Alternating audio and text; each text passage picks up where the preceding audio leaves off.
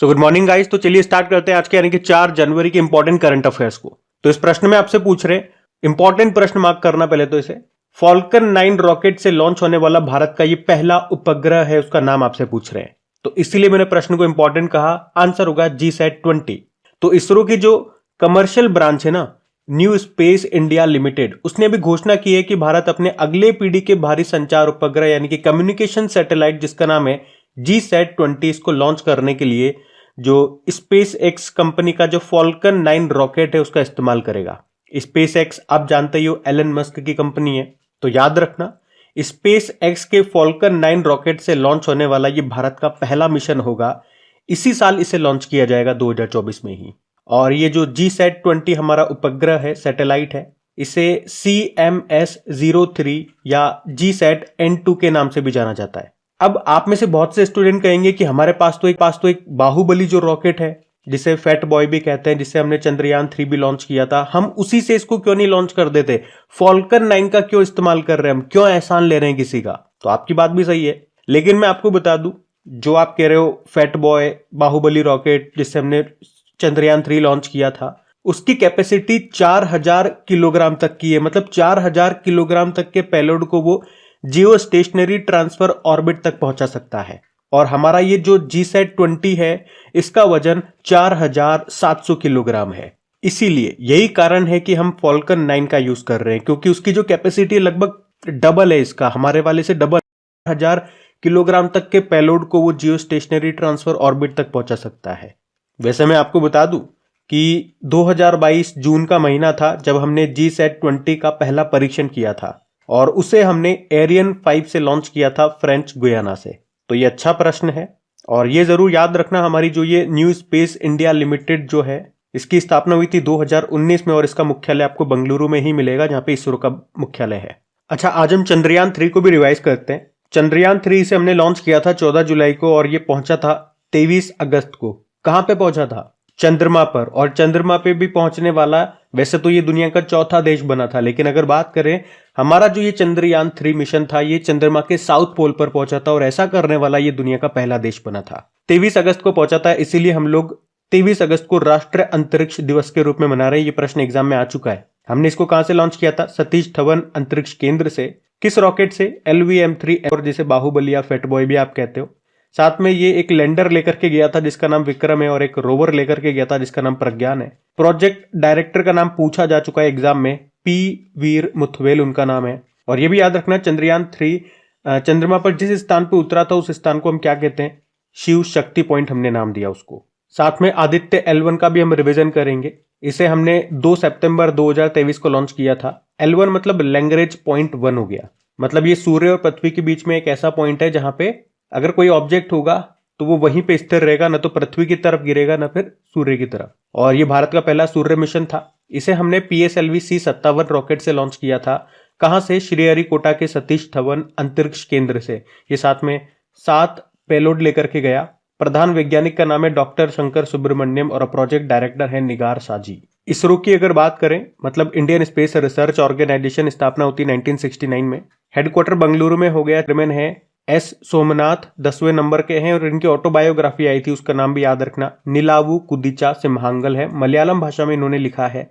मोटो होता है space technology is in service of human kind. और अभी आपको याद होगा, अभी 1 जनवरी 2024 को इसरो ने PSLV-C58 से एक उपग्रह को लॉन्च किया था जिसका नाम है एक्सपोसेट, और ऐसा करने वाला भारत दुनिया का दूसरा देश बना था अमेरिका के बाद। और इस साथ में 2 पेलोड लेकर के गया था, उनके नाम भी याद रखना, पॉलिक्स है और एक्स स्पेक्ट है।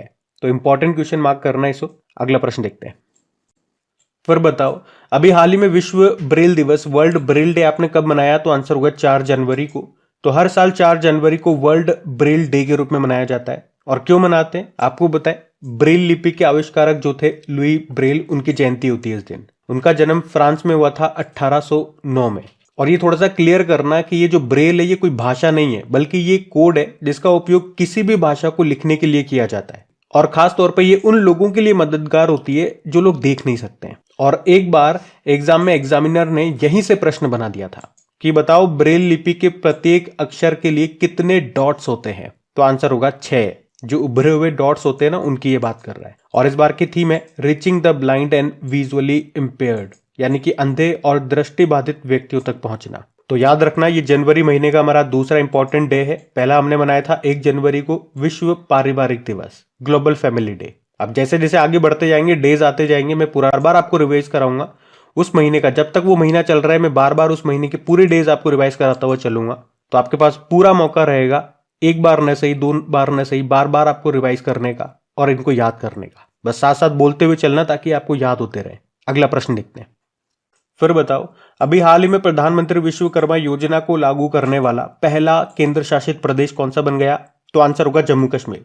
अब यहां से आपके लिए ये योजना इंपॉर्टेंट हो जाती है। पहले इसके बारे में हम जानते हैं, प्रधानमंत्री विश्वकर्मा योजना के बारे में। देखो, मोदी जी ने इसको इसी साल 17 सितंबर 2023 को शुरू किया था, विश्वकर्मा जयंती के अवसर पर ही। और यह भी याद रखना कि सम्मान, सामर्थ्य और समृद्धि इस योजना की 3 नींव हैं, 3 फाउंडेशन हैं।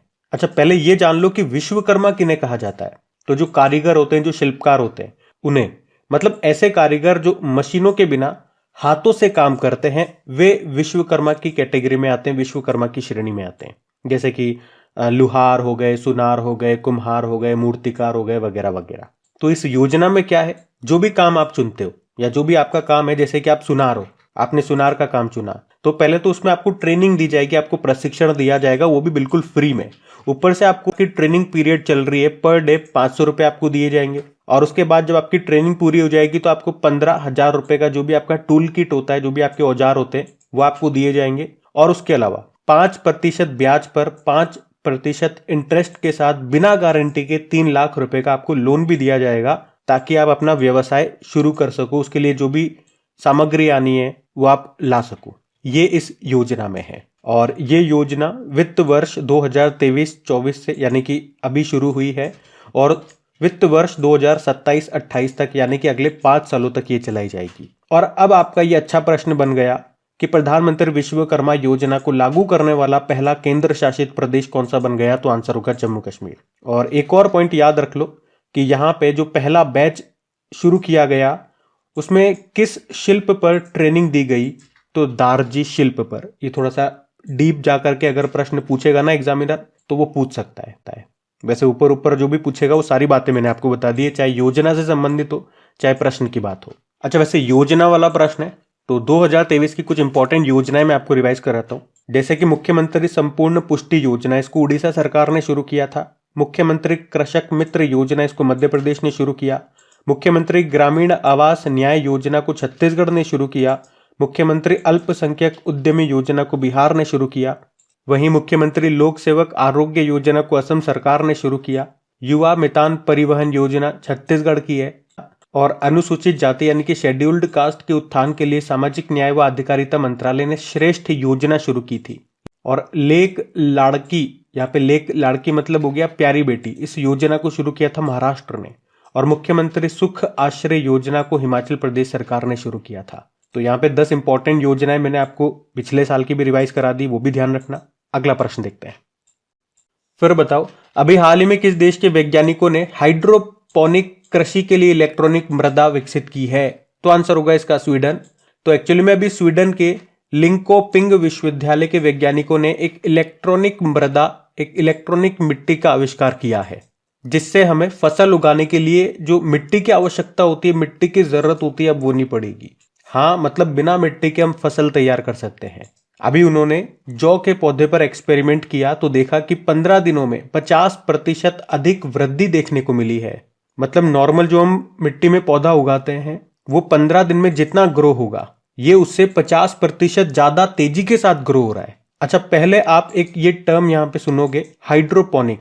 इसका मतलब क्या है? इसका मतलब यही है, बिना मिट्टी के खेती करने की जो टेक्निक है, जो प्रोसेस है, उसे ही हाइड्रोपोनिक कहते हैं। मोटा मोटा बेसिक आप समझ लो, इसमें क्या होता है, जो पौधे की जड़ें होती है उसको विद्युतीय रूप से उत्तेजित किया जाता है, यानी कि जड़ों को इलेक्ट्रिकली एक्टिवेट किया जाता है, या सिंपल भाषा में कहूं तो इलेक्ट्रिकली उसे पोषक तत्व दिए जाते हैं। तो याद रखना, अभी किस देश के वैज्ञानिकों ने हाइड्रोपोनिक कृषि के लिए अभी इलेक्ट्रॉनिक मृदा डेवलप की है? तो आंसर होगा स्वीडन। अब हम स्वीडन को मैप में देखेंगे, उससे पहले 2 स्टैटिक प्रश्न मैं आपसे पूछ रहा हूं, डेज वाले प्रश्न। एक तो अभी वर्ल्ड सोइल डे आपने मनाया होगा, विश्व मृदा दिवस, वो कब मनाया? और एक विश्व मृदा स्वास्थ्य दिवस होता है, वर्ल्ड सॉइल हेल्थ डे। ये हम कब मनाते हैं ये आप बताइए। बाकी मैप में देखिए ये रहा स्वीडन, कैपिटल इसकी स्टॉकहोम हो गई, करेंसी है स्वीडिश क्रोना और प्रधानमंत्री नए बने थे, उनका नाम है उल्फ क्रिस्टर्सन। तो ध्यान रखना ये। अगला प्रश्न देखते हैं।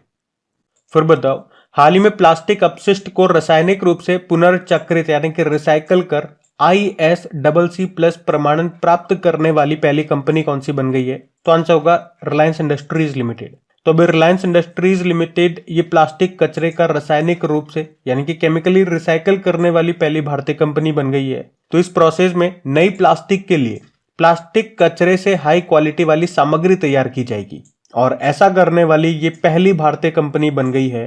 तो इन्होंने क्या किया, जो प्लास्टिक वेस्ट होता है, जो प्लास्टिक कचरा होता है, उसके पायरोलिसिस ऑयल को रासायनिक प्रक्रिया के जरिए international sustainability and carbon certification plus certified circular polymer में इन्होंने बदल दिया। और उन पॉलीमर के नाम क्या हैं? सर्कुरिपोल जो कि पॉलीप्रोपिलीन है और सर्कुरिलीन जो कि पॉलीइथिलीन है। और इसी के लिए अभी रिलायंस की जो जामनगर रिफाइनरी है ये पहली रिफाइनरी बन गई है जिसे ISCC+ सर्टिफिकेशन मिला है। ISCC का फुल फॉर्म मैंने आपको बताया, international sustainability and carbon certification. और क्यों मिला वो भी हमने देख लिया। सर्कुलर पॉलीमर प्रोड्यूस करने के लिए from chemical recycling of plastic waste, plastic waste को केमिकली रिसाइकल करके ये इन्होंने प्रोड्यूस किया है सर्कुलर पॉलीमर। तो जितनी भी बातें की अगर मैं बिल्कुल सिंपल शब्दों में समराइज करके आपको एक लाइन में बोलूं तो रिलायंस ने एक ऐसी टेक्नोलॉजी डेवलप कर ली है जिससे वो वेस्ट प्लास्टिक से हाई क्वालिटी वाली प्लास्टिक भी बना सकता है जिसे हम फूड स्टोरेज या पैकेजिंग तक में इस्तेमाल कर सकते हैं। कहने वाली ये बात है। और रिलायंस से अभी बिल्कुल लेटेस्ट एक न्यूज आपको याद आएगी। अभी रिलायंस जियो ने IIT बॉम्बे के साथ समझौता किया है भारत GPT को लॉन्च करने के लिए। ये जरूर याद रखना, किस IIT के साथ? IIT बॉम्बे के साथ। और इसी से मुझे याद आता है इस बार हमने पहला ग्लोबल प्लास्टिक ओवरशूट डे मनाया था। कब? 28 जुलाई 2023 को। और पूछे कि पहला अंतरराष्ट्रीय शून्य अपशिष्ट दिवस कब मनाया? 30 मार्च 2023 को। यह भी ध्यान रखना। अगला प्रश्न देखते हैं। फिर बताओ, अभी हाल ही में सैन्य अंतरिक्ष यान है X-37B, इसको किसने लॉन्च किया? मैं यहां पे ये नहीं पूछ रहा हूं ये किसका है, मैं पूछ रहा हूं इसको लॉन्च किसने किया। तो आंसर होगा स्पेस एक्स ने। तो अमेरिका की जो स्पेस कंपनी है नासा, अभी उन्होंने अपना सीक्रेट स्पेस प्लेन जिसका नाम है X-37B इसको लॉन्च किया है। और ये इस सीक्रेट प्लेन की 7वीं उड़ान थी। सीक्रेट प्लेन इसे क्यों बोलते हैं मैं अभी बताऊंगा आपको। पहले आप ये जान लो कि ये लॉन्चिंग स्पेस एक्स का जो फॉल्कन हेवी रॉकेट है उससे की गई है। कहां से? Kennedy space centre, Florida, America से।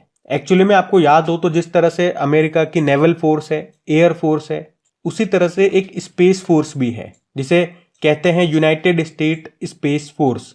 मतलब अमेरिका अंतरिक्ष में भी अपनी ताकत बढ़ाना चाहता है और उसी के लिए ये फोर्स इसने तैयार की। उसी के लिए अभी अमेरिका ने ये सैन्य अंतरिक्ष यान X-37B को लॉन्च किया है। और ये वैसे पहली बार नहीं है, हमने कहा ये इसकी 7वीं उड़ान थी। और पिछली बार ये प्लेन जब अंतरिक्ष में गया था तो 908 दिन बिता कर के आया था। और पहली बार किसी रोबोटिक प्लेन ने अंतरिक्ष में 908 दिन बिताए थे, ये एक रिकॉर्ड था। और इसे हमने सीक्रेट प्लेन इसीलिए कहा क्योंकि ये अमेरिका की जो स्पेस फोर्स है उसका सीक्रेट मिशन है, क्योंकि उन्होंने इस मिशन के बारे में कोई जानकारी नहीं दी है, इसीलिए इसे सीक्रेट प्लेन कहा जाता है। अच्छा, यहाँ पे मैं आपको कुछ इंपॉर्टेंट पॉइंट रिवाइज कराऊंगा। हमने जो लॉन्चिंग की है, किस रॉकेट से किस उपग्रह को लॉन्च किया, क्योंकि यहाँ से एक आध बार प्रश्न आ चुके हैं। मैंने आपको ये 4-5 पॉइंट ही बताए, लेकिन यहाँ से भी प्रश्न बन चुका है आपके एग्जाम में। जैसे कि NVS-01 उपग्रह को लॉन्च किया था, ये नेविगेशन की 2nd जनरेशन का पहला रॉकेट था। इसको हमने GSLV F-12 से लॉन्च किया था। और जो इसरो का, या यूं कहूं कि भारत का सबसे छोटा रॉकेट लॉन्च था जिसका नाम है SSLV D2, ये 3 सैटेलाइट लेकर के गया था। अर्थ ऑब्जर्वेटरी सैटेलाइट 07, जानूस 01 और आजादी सेट 2। उसके अलावा भूटान का एक सैटेलाइट हमने लॉन्च किया था INS-2B, किससे? PSLV C-54 से। और सिंगापुर का एक सैटेलाइट हमने लॉन्च किया था टेलियोस 2 PSLV C-55 से। ये प्रश्न एग्जाम में आया था। और उसके बाद सिंगापुर का ही एक और सैटेलाइट हमने लॉन्च किया था जिसका नाम है DSSAR PSLV C-56 से। और अभी जानते ही हो भारत का जो पहला सूर्य मिशन है आदित्य L1, उसको हमने PSLV C-57 से लॉन्च किया। और अभी लेटेस्ट हमने पढ़ा कि PSLV C58 से हमने क्या लॉन्च किया, एक्सपोसेट सैटेलाइट। और हमारी करंट अफेयर्स की क्लास में ही ये क्वेश्चन मैं 2 बार ले चुका हूं। अच्छा, जो स्पेस एक्स कंपनी है ना, ये एलन मस्क की कंपनी है और इसका एक रिकॉर्ड आपको याद होगा कि ये एक साथ 143 सैटेलाइट लेकर के गया था। इसी रॉकेट से भेजा था फॉल्कन 9 से। इससे पहले ये रिकॉर्ड भारत के नाम था। भारत 100 सैटेलाइट को हमने लॉन्च किया था, फिर हमारा रिकॉर्ड तोड़ दिया था स्पेस एक्स ने। लेकिन हमने जो 104 सैटेलाइट लॉन्च किए थे ना एक साथ, अगर पूछ ले कि वो किस रॉकेट से किए थे, तो PSLV C37 से। और याद रखना, जो स्पेस एक्स है ये 2025 तक दुनिया का पहला कमर्शियल स्पेस स्टेशन भी बनाएगा, जिसका नाम रखेगा हेवन 1। और अभी स्पेस एक्स ने दुनिया का सबसे बड़ा निजी संचार उपग्रह भी लॉन्च किया था, जिसका नाम है जुपिटर 3। फॉल्कन हेवी रॉकेट से ही लॉन्च किया था और इसका निर्माण किया था अमेरिका की एक कंपनी है मैक्सार टेक्नोलॉजी ने। तो ध्यान रखना ये पॉइंट्स। अगला प्रश्न देखते हैं। फिर बताओ, अभी हाल ही में दुनिया का सबसे बड़ा 18 मिलियन टन लिथियम भंडार ये कहां पे खोजा गया? तो आंसर होगा अमेरिका। तो अभी अमेरिका के कैलिफोर्निया में एक खारे पानी की झील है जिसको कहते हैं साल्टन सागर, और यहीं पे अब तक का सबसे बड़ा 18 मिलियन टन लिथियम भंडार खोजा गया। मतलब एक ही साथ एक ही जगह पे इतना सारा रिजर्व मिला है लिथियम का, ये प्रश्न कह रहा है। और ये रिजर्व, ये भंडार इतना बड़ा है कि आप इसे इलेक्ट्रिक व्हीकल्स के लिए, इलेक्ट्रिक गाड़ियों के लिए 375 मिलियन बैटरीज तैयार कर सकते हैं। मिलियन मतलब 10 लाख होता है। और ये साल्टन सागर में मिला है। मैंने बताया ये खारे पानी की झील है। कहाँ पे? अमेरिका के कैलिफोर्निया में जो कोलोराडो रेगिस्तान है वहां पर ये स्थित है। और कौन सी धातु मिली है? लिथियम। तो लिथियम की बात करें तो ये एक नरम और चांदी के समान चमकीली सफेद धातु होती है। और आप जानते हो ये सबसे हल्की धातु है। धातु मतलब मेटल, लाइटेस्ट मेटल है ये। और इसका एटॉमिक नंबर 3 होता है। हाइड्रोजन, हीलियम, लिथियम तीसरे नंबर पे आता है। और साथ में ये भी मैं आपको बता दूं, अगर जानना चाहो पूरे विश्व में सबसे ज्यादा लिथियम के भंडार कहां पर मौजूद है, तो आंसर होगा बोलीविया देश के पास। उसके बाद अर्जेंटीना का नंबर है और उसके बाद अमेरिका। अच्छा, वैसे अभी भारत में भी तो लिथियम के भंडार खोजे गए थे। कहां पे? जम्मू कश्मीर में। और अगर मैं पूछूं यहाँ पे वेनेडियम ये कहां पे मिला था, तो आप कहोगे गुजरात में मिला था। और टेंटलम ये कहां पे खोजा गया था? पंजाब में, सतलज नदी पे। और आपको यहाँ पे थोरियम मिलेगा, केरल की जो मोनोजाइट मृदा है वहां पे। एक प्रश्न अक्सर एग्जाम में पूछा जाता है कि लिक्विड में पाए जाने वाली नॉन मेटल अधातु कौन सी है, तो आंसर होगा ब्रोमीन। और मेटल में पूछ ले तो आप जानते ही हो, मरकरी है। और सॉफ्ट मेटल कौन सा होता है? ये इतना सॉफ्ट होता है कि आप चाकू से इसे काट सकते हो। मेटल को चाकू से काटा जा सकता है, तो आंसर होगा सोडियम। और इसे कहां पे रखते हैं हम? केरोसिन में रखते हैं, क्योंकि ये हाईली रिएक्टिव होता है, एयर में आते ही जल जाता है। और अगर पूछा जाए कि भारत की पहली लिथियम आयन सेल फैक्ट्री का उद्घाटन अभी कहां पे किया गया था? आंध्र प्रदेश में। और ये जरूर याद रखना, लिथियम आयन बैटरीज के को फाउंडर कौन थे जिनका हाल ही में निधन हो गया? इन्हें 2019 में केमिस्ट्री का नोबेल पुरस्कार भी मिला था और ये अभी तक नोबेल पुरस्कार प्राप्त करने वाले सबसे उम्रदराज व्यक्ति हैं। चलो, ये प्रश्न होमवर्क प्रश्न रहेगा आपके लिए, आपको उत्तर देना है। हम अगला प्रश्न देखते हैं। फिर बताओ, अभी हाल ही में 4 देश के प्रधानमंत्री कौन बने? तो आंसर होगा सुक्सेस मसरा।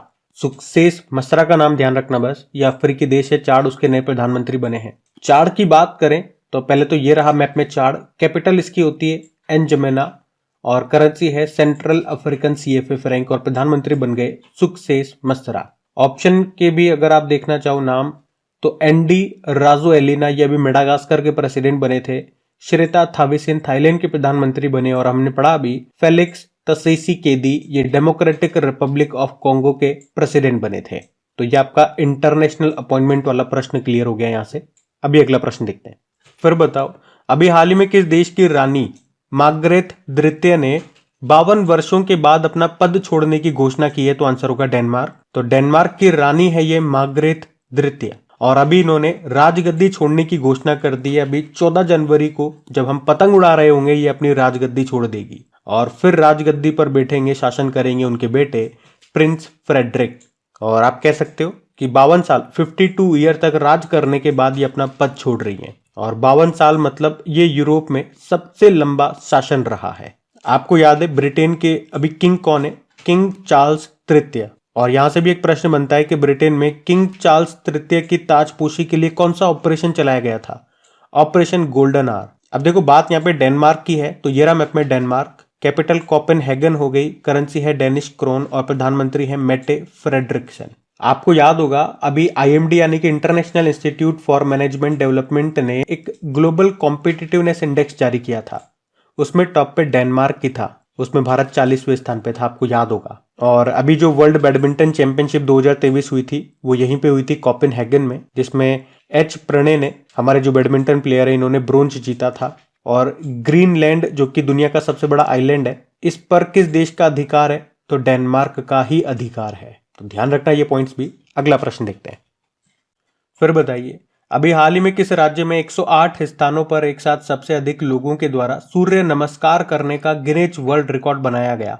तो आंसर होगा गुजरात में। तो अभी गुजरात में 108 स्थानों पर 50,000 से ज्यादा लोगों ने सामूहिक सूर्य नमस्कार किया और इस तरह एक साथ सबसे ज्यादा लोगों के द्वारा सूर्य नमस्कार करने का गिनीज वर्ल्ड रिकॉर्ड अपने नाम किया। अच्छा, वर्ल्ड रिकॉर्ड की बात है तो आपको याद आएगा, अभी हमने पढ़ा था कि मध्य प्रदेश के ग्वालियर में एक साथ 1200 से अधिक लोगों ने तानसेन समारोह जो जिसका आयोजन वहां पे हुआ था, वहां पे तबला बजाया था और सबसे ज्यादा एक साथ लोगों ने तबला बजा करके वर्ल्ड रिकॉर्ड भी बनाया था। तो याद रखना, अगर पूछे एक साथ सामूहिक रूप से सूर्य नमस्कार करने का रिकॉर्ड ये किसको जाता है? गुजरात को।